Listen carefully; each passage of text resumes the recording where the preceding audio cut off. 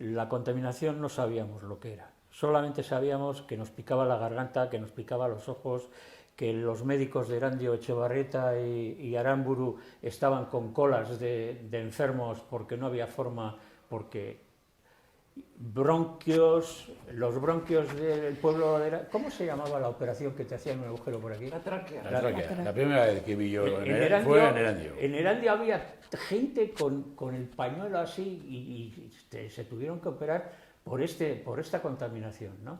Entonces nosotros le llamamos el gas. O sea, la contaminación nosotros le llamamos el gas. No sabíamos si era CO2, SO2, NOx, no sabíamos lo que era. Sabíamos que era gas y que nos hacía daño. Y automáticamente pues empezamos, unos con otros, hasta que se creó una comisión. Se creó una comisión de 5 personas y esa comisión pues empezó a tratar con el que era el concejal de Erandio en el Ayuntamiento de Bilbao, el señor Dermit, y con él teníamos la relación porque la alcaldesa no había forma. O sea, había momentos que en la ría, a la altura de Aspe, concretamente el agua era roja, de las piritas que tiraban. La lámina de agua estaba totalmente destrozada, es decir, no tenía ni un gramo de oxígeno. Que debajo de esa lámina de agua hay la friolera de 300.000 metros cúbicos de sedimentos, de lodos, 300.000 metros cúbicos, que en un momento determinado quisimos hacer alguna gestión para limpiarlos, para sacarlos, y fue imposible, porque el remover eso hubiera supuesto que la lámina de agua se hubiera contaminado nuevamente. O sea, antes cogían, daban a la manivela, a la llave y salía el gas. Y bueno, pues la gente que colgaba la ropa en las ventanas, las mujeres que llevaban medias de nylon, se les hacía unos agujeros que era la de Dios. Conseguimos que Unquinesa, llevando las medias agujeradas, te dé otro par de medias. A ver, yo recuerdo porque, claro, yo vivía en Udondo, claro. Entonces igual estaba como un poco más desconectada, sí. Pero claro, trabajaba en Aguirena, sí, claro. Yo trabajaba en Aguirena, sí. Entonces y claro, para coger el tren o venir al trolebús, ¿no? Y entonces, ¡ay va, qué medias tengo! Ahí va. Eran como corredores así, chin, chin, chin, como canales. Sí. Eso teníamos en las medias. El gas era SO2, que a nada que hubiese algo de agua se convertía en sulfúrico y era un gas altamente peligroso, cancerígeno, la de Dios. O sea. Y claro, de pasar por claro, nosotros para coger el tren en Udondo teníamos que pasar entre el río y la Unquinesa, un camino que llamábamos el Camino Negro, porque era de escarabilla, ¿no? Y entonces, claro, era ir con el pañuelo. Pero era una cosa, ir con el pañuelo y tener gas, era como tienes la Unquinesa, es lo que tienes que tener. Ya estábamos acostumbrados. Es más, estamos tan acostumbrados que sabíamos, o sea, la contaminación que tiraban, sabíamos de qué fábrica era. Si era de sefanitro, si era de sefanitro, si era de Unquinesa, si era del cobre. O sea, sabíamos porque te dejaba de diferente olor o gusto, hasta que al final ya, cuando andábamos que no se podía más, ya es que no se podía ni respirar, ya no sacabas gusto a nada. En esa época todavía no existían internacionalmente organizaciones anticontaminación. Pero las manifestaciones, yo bajaba con el coche de mi niña pequeña, con mi hija sentada en los pies de su hermana. Pues salíamos, quedábamos aquí en la plaza o en la calle Beta, y íbamos toda calle Beta hasta Hermano Benjamín, dábamos la vuelta y volvíamos a la plaza. Y ahí empezamos. Y cuando no había muchas mujeres, porque muchas tenían los críos en casa, estaban malos o lo que fuese. Pues esperábamos en la carretera que vendrían los de Astrabudúa. Y cuando venían los de Astrabudúa nos juntábamos ahí, se cortó carretera, se cortó todo tren, se cortaba todo. Porque nos enterábamos de que los del Neguri habían ido al teatro y ese día se cerró. Ese día se cerró la carretera. Ese día fue el todos comienzo. sentados en el suelo. Ese día fue el comienzo, sí. Manifestamos. Y en principio empezamos pacíficamente pues, a manifestarse y quedábamos todos en los las días. barras, nos juntábamos, hombres, mujeres, todo el mundo que venía. Y bueno, oye, 1000 personas, joder. 1000 Y muchas en aquella personas. época era... Muchas. Y en algunas igual hasta más, yo y creo, más, ¿eh? y, pues la siguiente del Sí. tiro de Bueno. Tuaita, allí había igual 3000 personas, porque vinieron, hubo huelga, Claro. se creó una huelga general. La naval de Sestao paró, la universidad paró. O sea, que efectivamente, y vinieron con los chalecos, yo venía con el buzo. Con el buzo. Con el buzo. Los chavales, los críos estaban todos Los con, críos con, teníamos que ir a con buscarles al bronquiolitis, colegio. con... Cuando salían del colegio ya les estábamos esperando fuera. Les tapábamos la boca Claro. y derechos a casa. Claro. Ya no había más calle. Unas cuantas cajas que pusieron por algún lado, fuimos a una que estaba ahí en Aspe y quitamos el candado, abrimos y no había nada. No había nada, estaban vacías. Estaba vacías. Era una caja blanca con rejas. Después de los asesinatos, concretamente ya se empezó a medir. Sí. Concretamente la Escuela de Ingenieros de Bilbao, Torrontegui, puso aquí, en el balcón del antiguo ayuntamiento, otro en el embarcadero, El embarcadero. otro en Astrabudúa y otro en Arriagas. Y se midieron, miles de metros cúbicos. O sea, concretamente, si eran 150 miligramos metro cúbico lo permitido, se llegaron a medir 12.000. Baltogara y Steinruck Eso es. eran empresas que se dedicaban, entre otras cosas, a eso. Y cuando íbamos a las reuniones nos decían, sí, hombre, no os preocupéis, pondremos unos filtros y tal. No, pondremos unos ciclones, decían. Pondremos unos ciclones. Y yo les decía, pero ¿cómo unos ciclones? Si los ciclones no son para eso. Los ciclones son para recoger polvo, partículas. Y además, depende de qué tipo de partículas, pues ni las coge. Partículas gordas las coge, pero las micropartículas no las coge. Los tíos se quedaban así. Bueno, en definitiva, esto tenéis que poner filtros. Y ya empezaron a poner un filtro tubular en Asúa, que aquello no cogía ni Ni nada. un mosquito. Nada, o sea, es que era... Pero a renglón seguido, ya al pasar a la década de los 80, porque fue ya en la década de los 80, de los 70 a los 80 tuvieron mucho cuidado. Es decir, echaban los gases cuando podían. Aprovechando, aprovechando las nieblas, la niebla. las lluvias, Eso es, a la noche. los vientos. A la noche. Pero claro, entrabas en zona crítica meteorológicamente hablando, ¿y qué pasaba? Que en lugar de subir para arriba, se quedaba abajo. Y entonces, pues no había forma. Y ya en la década de los 80, efectivamente, ya vino nueva documentación, ya no se podía emitir determinadas cantidades, etcétera. Sí, pues claro, el día anterior hubo manifestación. Y ese día también. Mi padre salía de trabajar, pues trabajaba donde Sarabia, Sí. montaje Serapio. Vino de trabajar, tomó un chiquito en el Mendieta y él se subía a casa. Porque mi padre para las 8 cenaba.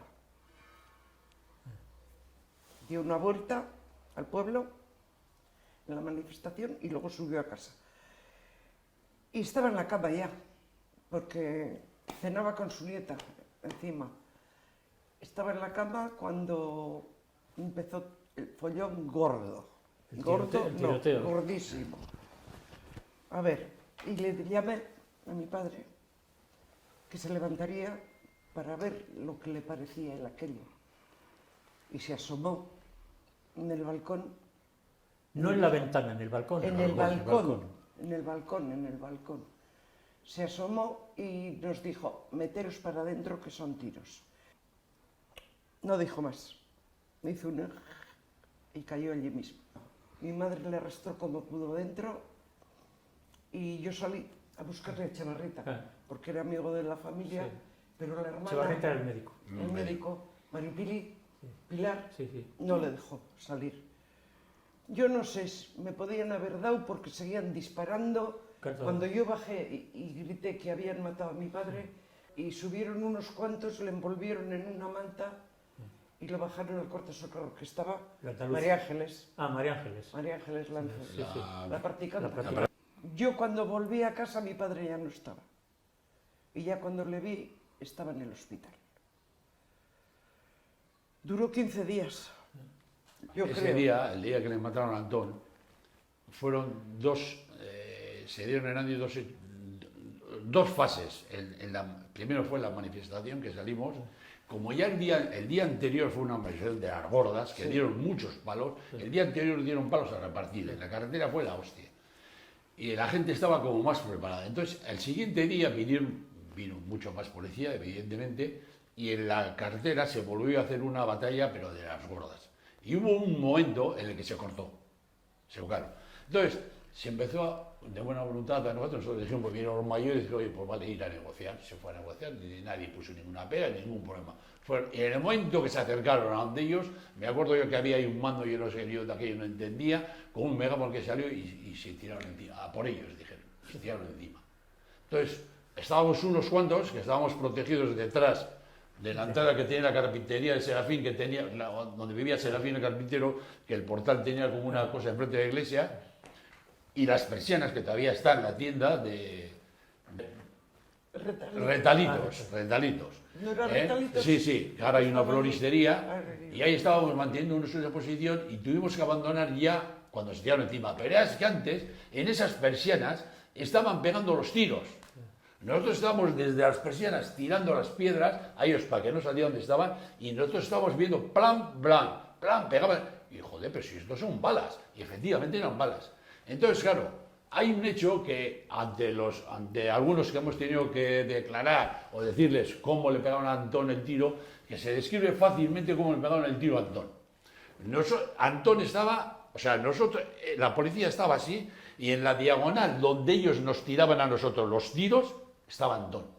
A 300 metros estaba Antón. Claro, nos empezaron ahí, cuando se hizo antes a eso, que ya estaban tirando los tiros así a nosotros, se paró siguiendo tirando tiros, y yo no sé si fue en el primer viaje o en el segundo, porque yo sí sé que cuando yo ya estaba en el quirófano en el hospital, llegó Antón. Porque a mí me dio tiempo a correr. Yo fui corriendo a mi antigua casa, Patartanga, me metí allí, en el Hotel Orejas, que era donde bajaban las aldeanas, los burros atracaban allí, para la Vendeja, y fui a la oscuridad para que el tío que a mí me seguía con la pistola, diría, ¿a dónde va, no? Entonces yo le vi, empezó a tirar mi tiro, bum, hasta que, noté, digo, iba, pues al final me lo ha pegado. Y menos mal que vino el difunto Goico, un hombre muy majo de aquí, de Landio, que se ha muerto también, me amarró con un cinturón, y eso prácticamente es lo que me salvó, porque después de 35 años me he enterado que gracias igual a esta fuga de sangre se me cerró la carótida. Entonces, de ahí nos paramos el 18 de julio, en el 18 de julio no nos atendieron, tenéis que ir fuera. Fuimos al hospital, ya me vieron a mí cómo estaba, me metieron allá a los quirófanos, como vieron que no sería muy grave, ahí me estuve tumbado en una camilla con los médicos que llegan, y al de 5 minutos así, vino alguien. Bueno, en una camilla le pusieron así al lado mío. Y joder, Antón. Digo, hay que haber un informe importante en el hospital, porque ahí se presentaron hasta llamaron, yo estaba oyendo, que venga Jacas, porque era un médico de la cabeza que era de lo más importante que había aquí. Y aquel día debía de estar en Europa en algún congreso. Y tiene que ser muy importante lo que hay ahí, porque ellos hablaban, yo oí allí, de que una congelación, porque al Antón no se le podía menear, no se le podía tocar la bala donde la tenía. Le entró por la ceja y se le hablaba quedó atrás. Y claro, lo que he comentado antes, de dónde disparaban, dónde estaba Antón, pues bien claro está cómo le pegaban el tiro, así, claro. Y ahí se le quedó, y claro, no se lo podían sacar, no se lo podían quitar, hasta que el hombre pues se murió.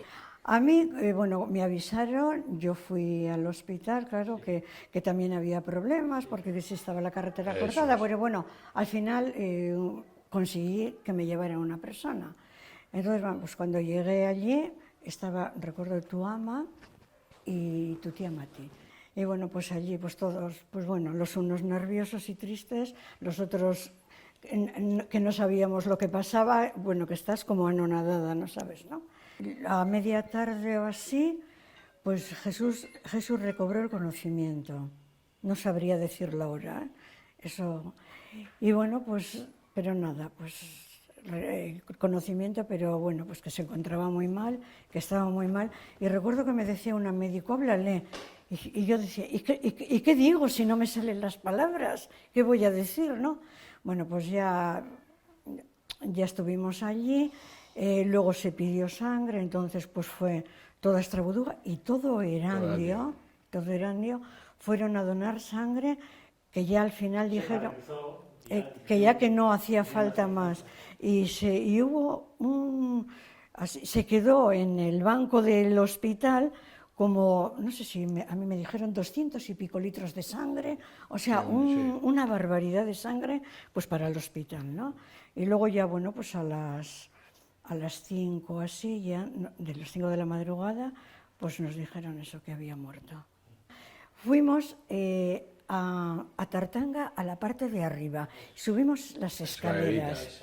Y entonces allí había un señor que yo no le conocía, pero a su hijo lo conocía de vista. El Pipas. El Pipas era aquel señor. Uno que fumaba el Pipas. Pues bueno, pues entonces mi padre. Aquel señor me contó y me dijo, mira, yo no puedo ir a declarar, me dijo él, no puedo ir a declarar porque soy republicano, ¿no? Y no voy a tener ninguna credibilidad ni me van a creer nada. Pero mira, tu marido estaba ahí abajo en las escaleras tratando de subir, y el otro estaba el policía estaba al otro lado de las vías. Claro. Y entonces dice, apuntó, y muy bien apuntado, me dijo, y entonces le dieron ahí mismo. O sea, que dicen que es al azar. Dice, pues entonces a mí me pones que es que ha muerto, que era nacionalista y simpatizante de ETA, entonces tú ya sabías a quién matabas. Y claro, no tenías una persona que te orientase, que te asesorase, no había ningún partido, ni ningún grupo de nada que te dijera, ya te echamos una mano. O sea, nosotros no nos vamos a involucrar, pero os vamos a decir un poco lo que tenéis que hacer. ¿Qué nos pasó? Que no pudimos entregar la primera vez que se abrió el plazo porque el Ayuntamiento de Erandio no nos avisó ni nos mandó los papeles. Al de, no sé si fueron 2 o 3 años, una cosa así, me mandan una carta del hospital diciéndome que tengo que pagar 30 y tantas mil pesetas de las de entonces por el auxilio que le habían prestado a Jesús. Pues te quedas así. Y bueno, llamé y me dice, sí, usted tiene que pagar. Y le digo, pues lo tiene claro, pero no voy a pagar. Total, se legalizan las cosas, se legalizan los partidos, y bueno, pues parecía que vivíamos en una nube o no sé cómo. Otra vez recibo otra carta y otra llamada. Y bueno, luego ya tuve que dar unas cuantas vueltas y al final no me volvieron a llamar. La alcaldesa se nos presentó allí y mi madre, que ya llevaba unos cuantos días allí durmiendo en el suelo, pues le fue a ver y le dijo, sé que su marido era nacionalista, pero era una buena persona. Claro, cuando dice Conchi que la alcaldesa habló con su ama, también habló conmigo. Y me dice, qué cosas, y así toda apesadumbrada. Y yo, que estaba entonces con los nervios bastante en tensión, le digo, mire, usted aquí sobra, mejor que se vaya, usted deje a los médicos y usted vaya a Erandio y solucione el problema de Erandio. Se abrió una cuenta. Sí. A nombre de 2 personas, una para recaudar fondos para las viudas. Para más o menos las viudas y los gastos que se ocasionaron. Un montón. 1,5 millones para la cada uno. La verdad no te puedo decir en este momento. Creo, luego estuvo escondida la cuenta. Sí, bueno. Estuvo escondida la cuenta porque anduvieron detrás de la cuenta. Y el gobernador civil nos quiso meter a la cárcel. Desde que se hizo, se recogió dinero y... Vino Llegó el dinero de Francia, de Alemania, de un montón de sitios, ¿eh? Nos hicieron un consejo de guerra.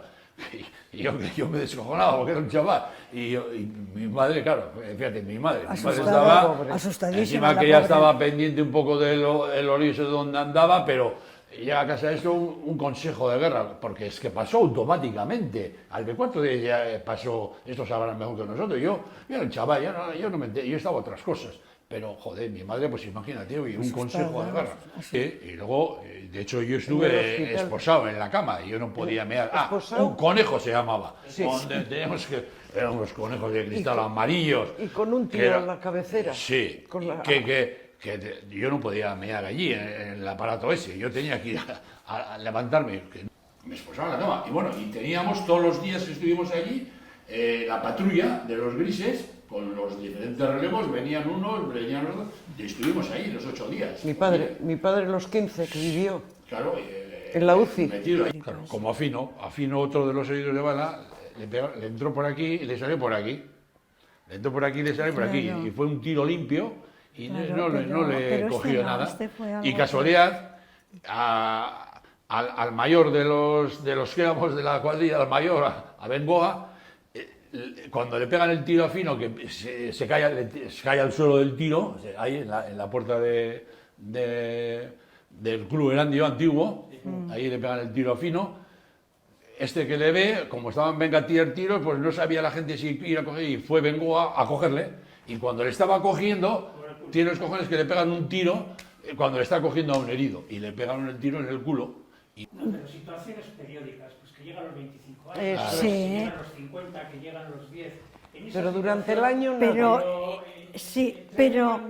Pero entre los 25 y los 40 hay un reconocimiento, pero de una gente del pueblo que decide hacer el día 28, 29, depende de cómo coincida, o 30, que decide tener en cuenta y hacer, pues bueno, como una especie de homenaje, te leen algo, pero gente, no.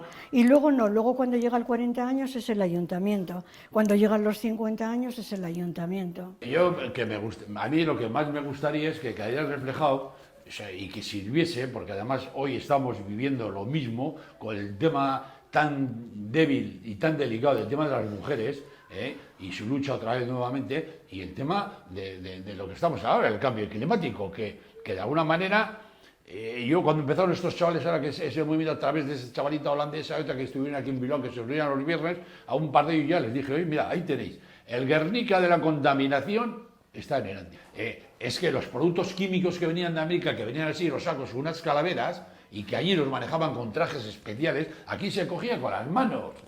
Aquí se cogía con las manos, y yo sé los cánceres que antes comentaba Chechu, que nosotros hemos visto en Andy, y yo la primera vez que he visto un agujero aquí, al padre Alaita de Vizcaitarra, con el trapo aquel negro, hace mucho zárraga, y aquí han salido cánceres, pero los cánceres que no se pueden contar, por lo que Chechu comenta en el libro, que no ha habido un estudio epidemiológico en el que se pueda... Aquí ha habido gente de cáncer que te asustas, dice, pero ¿cómo? ¿Sí?